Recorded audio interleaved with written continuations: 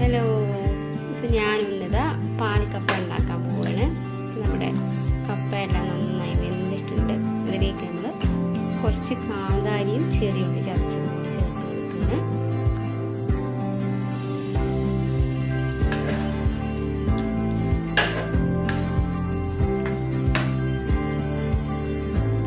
അപ്പം ഇത് നന്നായി ഒന്ന് ഉടച്ചു കൊടുക്കുകയാണ്.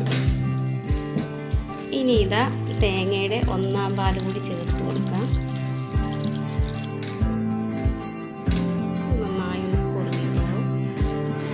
നമുക്കൊരു ചെറിയുള്ളിയും വറ്റൽമുളകും കറിവേപ്പില കൂടി ഒന്ന് മൂപ്പിച്ചെടുക്കാം. വെളിച്ചെണ്ണ ഒഴിച്ച് ചട്ടി ചൂടായിട്ടുണ്ട്. ഇതൊരു ബ്രൗൺ കളർ ആവുന്നത് വഴറ്റി കൊടുക്കാം. ഇനി നമുക്ക് ഇതിലേക്ക് ചേർത്ത് കൊടുക്കാം. അപ്പം ഇതിൻ്റെ കൂടെ നമുക്കുള്ളത് ബീഫ് വരട്ടിയതാണ്. Super taste.